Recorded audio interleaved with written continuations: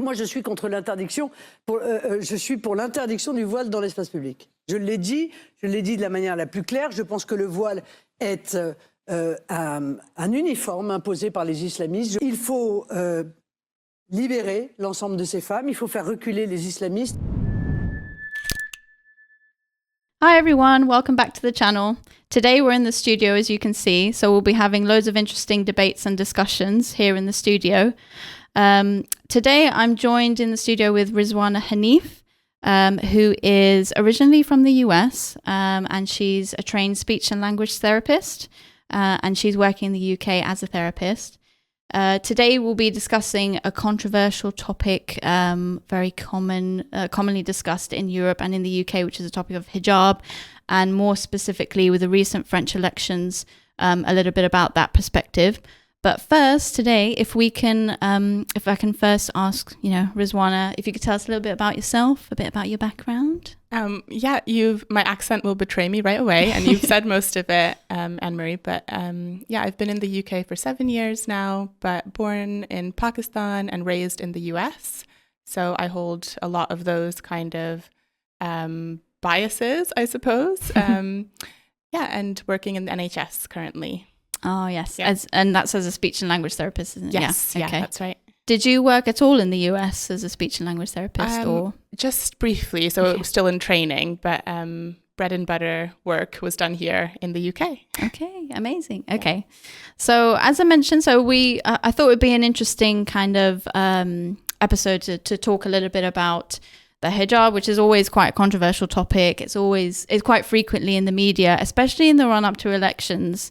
As you know as well, there were some recent elections in France in April this year where it became quite a topic of contention again, with the two main candidates, Macron and Le Pen, who were the two who were running off and debating against each other, and the issue of hijab and halal meat, and just generally Muslims in France was a big topic of debate that was thrown around a lot.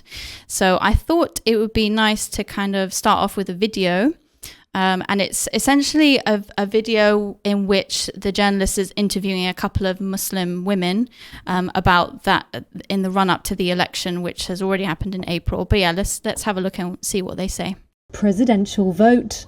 Le Pen wants to ban Muslim women from wearing the Islamic headscarf in public spaces, but not other religious symbols such as the Jewish kippah. She promises to fight Islamist ideologies that she calls totalitarian. In the hope of keeping Le Pen out of power, Turadek says she will vote for Macron, but only begrudgingly. Clearly, my identity is being instrumentalized in the public space. People apply a political logic to something that is not political at all, that is intimate, that is personal. Wearing the veil really is a very personal choice, and it is at no time a political choice. The president's track record on Islam has left her deeply Okay, yeah. So what do you think about her kind of basically mentioning that it's a personal choice and it's always kind of brought into the perspective of being a political choice? What do you think? Yeah, I mean, they meaning the French politicians, have chose to look at hijab as a completely political symbol, particularly in the public sphere. And just seeing those women and realizing that they definitely have a really hard choice to make, or had a hard choice to make, is just, it's reflective of the world we're in. They had a choice between one form of Islamophobia and another, where their right to dress as they will was being forefront in politics and was highly questioned. So it's kind of strange listening to and seeing a couple of these videos that I've seen on YouTube of Muslim women talking about this issue, because I really have taken it for granted in the UK and in the US as well, I guess, where it's really like the freedom to dress how you want, regardless of your religious background or your cultural beliefs, you're free to dress as you want, and it's not kind of pulled into the spotlight almost at all. Like in terms of the hijab, it's not debated as much here in terms of real life politics. I think certain things have been debated, like the niqab or the face veil.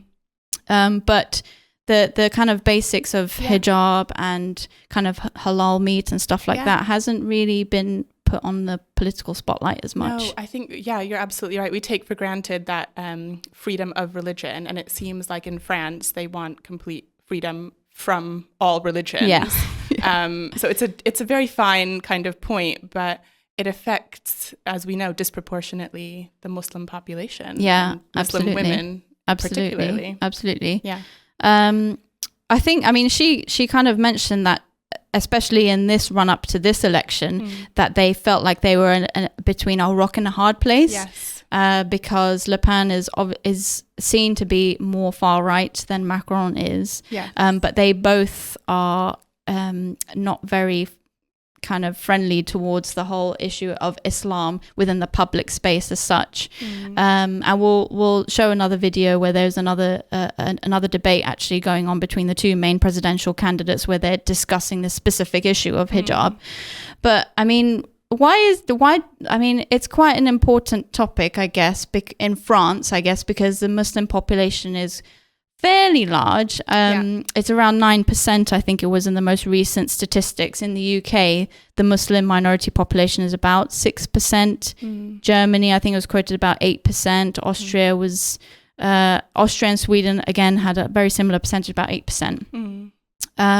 So it doesn't feel like it's like they form much of a large proportion of the population, but they seem quite intent on kind of affecting the Muslim community. I mean, I don't know. What do you think? What do you think about that? Yeah, I mean, I think France's background is largely homogenous previously to the last maybe 30 years or so.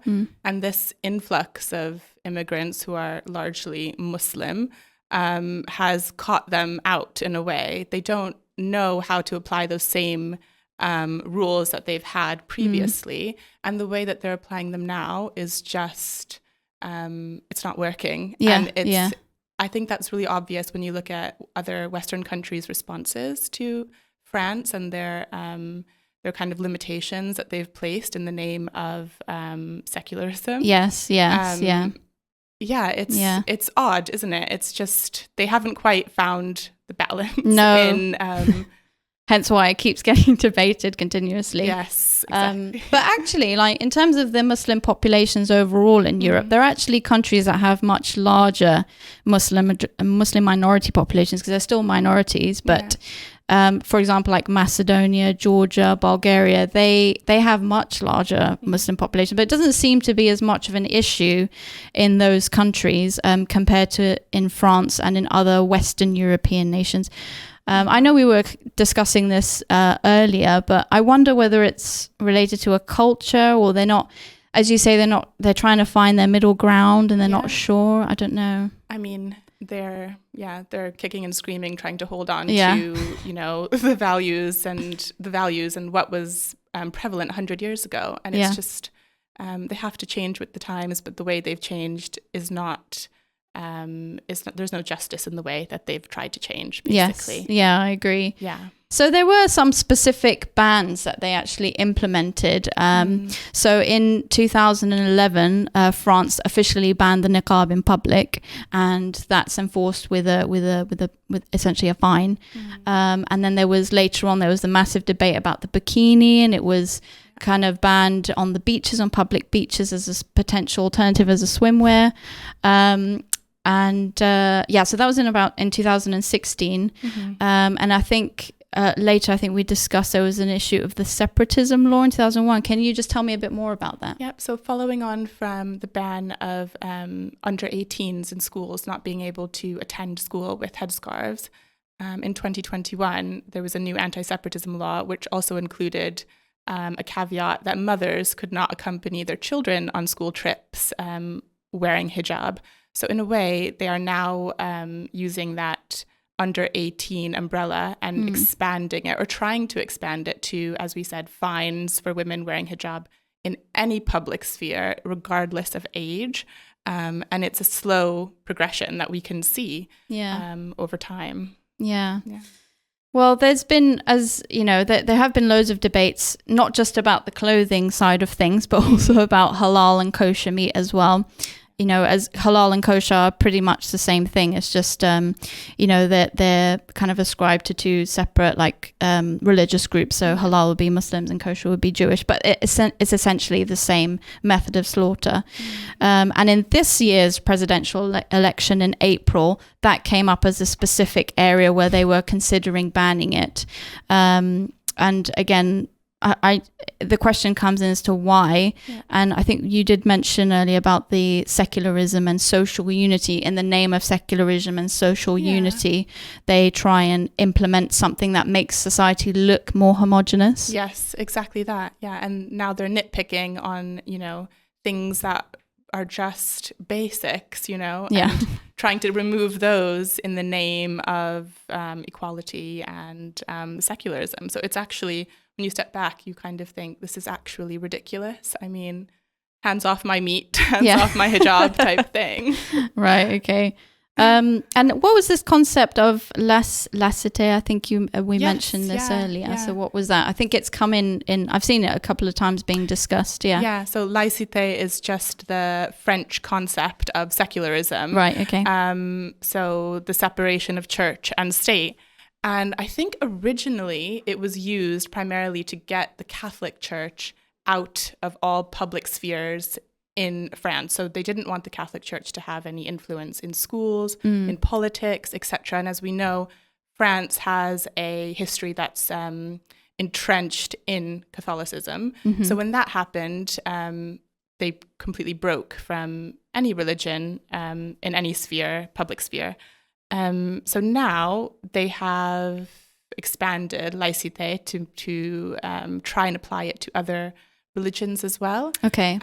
Even though those religions aren't involved in policy making, which is what I find strange, because they don't, like, there aren't Muslims in there are Muslims in their parliament, but they don't try and enact religious reformation, as it were, of the state.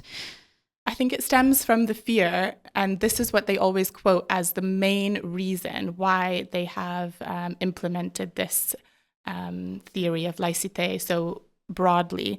They want to combat what they call Islamism, and they want to combat radical Islam. So the way they've done it is in a blanket way to say that, okay, we don't want this to happen at all, so we're going to ban the hijab, which is really extreme. Yeah, it's a form of extremism in itself, isn't it? Yeah, absolutely. Yeah. I mean, it is, I feel like it's a little bit, in a way, it's kind of, when you're comparing it to the system here, where we have a secularism here as well, a practice that's formed here as well. But I feel like the culture of the secularism in this country is founded more upon freedom of religion. And I know during the British Empire, when it was in full motion, that was probably one of the principles that it tried to carry forward throughout the various nations in the empire of freedom of religion. And I think that has influenced a lot of the secular debate here, where actually secularism is more about trying to provide an equal playing field and not provide a favoritism, of one particular religion over another, but it's to allow like freedom to do, practices and live how you wish within the remits of the law. So freedom of religion rather than freedom versus religion. From religion. Yeah, exactly. Yeah, it's so ironic that, we have that concept of secularism, as do a lot of countries. But France is actively working to not ensure the free practice of religion and actually to restrain the rights and freedoms of Muslims and other faiths as well. Yeah. So, I mean, Le Pen, I think one of the more controversial statements she had in the debate, which we'll show a video of the viewers of what she actually said, was when because she kind of echoes this idea of trying to create a more homogenous society of no differences between individual people. It shouldn't be in the public sphere at all. And she was definitely of the opinion that we should be banning it altogether in public, and that a fine should be issued to anyone who would be wearing a hijab in public. I don't think that, I mean, if it does become into law, I mean, would that really apply to tourists? I don't think so. But anyway, so there is an interesting video where they're kind of debating this. So if we can show the video and then we can chat about it. Le gouvernement actuel ne prend pas la mesure de la gravité de ce qu'est l'islamisme. J'entends, mais vous n'avez pas répondu à ma question sur les signes religieux. Allez-vous changer la loi ? Moi, je suis contre l'interdiction. Je suis pour l'interdiction du voile dans l'espace public. Je l'ai dit de la manière la plus claire. Je pense que le voile est un uniforme imposé par les islamistes. Il faut libérer l'ensemble de ces femmes. Il faut faire reculer les islamistes. La laïcité, ça n'est pas combattre une religion. Et donc, avec moi, il n'y aura pas d'interdiction ni du foulard, ni de la kippa, ni de quelques signes religieux dans l'espace public. Parce que le principe d'égalité fait que si vous rentrez dans cette logique, Madame Le Pen, vous interdirez tous les signes religieux dans l'espace public et pas simplement le foulard. Vous n'avez pas lu ma loi. Non, mais j'ai lu la Constitution française. Dans les So I think that's probably a good point to start. So that's kind of a point of contention, between them. I think that, Macron had a couple of other kind of opinions with regards to restricting certain rights and freedoms of Muslims. But on this particular debate with Macron, he stood apart from her and said, I don't think we should ban it. But it was kind of worrying this year because Le Pen got so close. Yeah. I mean, the runoff between the two was really close. Yes. And I mean, from my perspective, a leader represents her people. So if their people, so if she managed to get that far, it's because people were voting her in with those views as well, and she represents the views of the people. By extension of that. Yes, 100%. It is really worrying because you think that's the political climate now, and if it continues to go down that trajectory, then the right wing is going to be, the only choice potentially in France. And then the one phrase that really struck me from her comments was, we need to free women. Oh, yeah. Yeah. And I think that's just so funny. Do you need freedom, Rizwana? You need freedom from She wants to free women by telling us how we can dress. And that's exactly the argument that she uses to, springboard her platform of banning hijab. So it's just a bit, I don't think she can see that dichotomy at all. Yeah. I think it's kind of, I suppose it'd be hard for her to see it because she's not practicing in that area. So I suppose, so I think she just sees, as you say, as all from one angle. Like she just sees it as sort of like an extremist element of the idea that Islam is forcing women to cover up and to dress modestly, etc. But actually, Islam, as a fundamental truth within the Quran as well, it doesn't force anyone to do anything. It prescribes or has recommendations about certain things. But at the end of the day, it's up to you if you want to practice those things as a Muslim. Then it recommends those for particular reasons, whether it's fasting, whether it's praying, whether it's wearing more modest dress. But there's no compulsion in religion. But from her perspective, she sees it as it being a compulsion and that Islamists are forcing women to do that.